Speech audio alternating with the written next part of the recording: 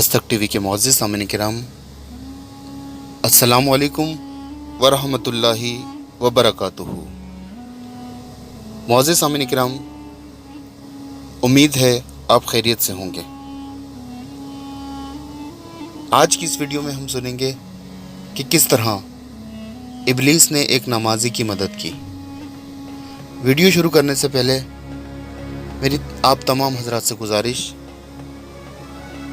कि अगर आप हज़रात ने हमारे चैनल दस्तक टीवी को सब्सक्राइब नहीं किया तो सब्सक्राइब कर दें और बेल आइकन को प्रेस कर दें।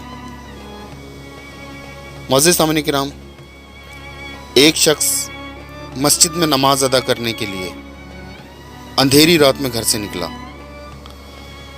अंधेरा ज़्यादा होने की वजह से उसे ठोकर लगी और वो मुंह के बल कीचड़ में गिर गया।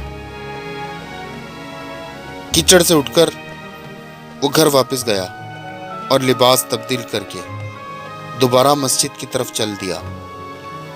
अभी चंद कदम ही चला था कि उसे दोबारा ठोकर लगी और वो दोबारा कीचड़ में गिर गया। कीचड़ से उठकर वो एक बार फिर घर वापस गया और लिबास तब्दील करके मस्जिद जाने के लिए दोबारा घर से निकल आया। अपने घर के दरवाजे पर उसे एक शख्स नजर आया जो हाथ में एक रोशन चिराग थामे हुए था। चिराग वाला शख्स चुपचाप नमाजी के आगे आगे मस्जिद की तरफ चल दिया। चिराग की रोशनी में नमाजी को मस्जिद तक पहुंचने में किसी दुश्वारी का सामना न करना पड़ा और वो बखैरियत मस्जिद तक पहुंच गया। मस्जिद के दरवाजे पर पहुंचकर चिराग वाला शख्स रुक गया।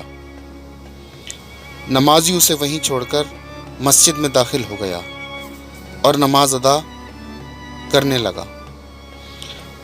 नमाज से फारिग होकर वो मस्जिद से बाहर आया तो उसने देखा कि चिराग वाला शख्स उसका मुंतज़िर है ताकि उसे दोबारा चिराग की रोशनी में घर तक छोड़ाए। जब नमाजी घर पहुंच गया तो नमाजी ने उससे पूछा, आप कौन हैं? अजनबी बोला, सच बताऊं तो मैं इब्लीस हूं। नमाजी की हैरत की इंतहा न रही।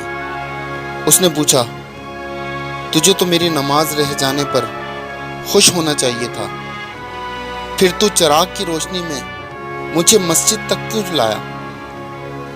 इब्लीस ने जवाब दिया, जब तुझे पहली ठोकर लगी तो अल्लाह ने तेरे उम्र भर के गुनाह माफ कर दिए।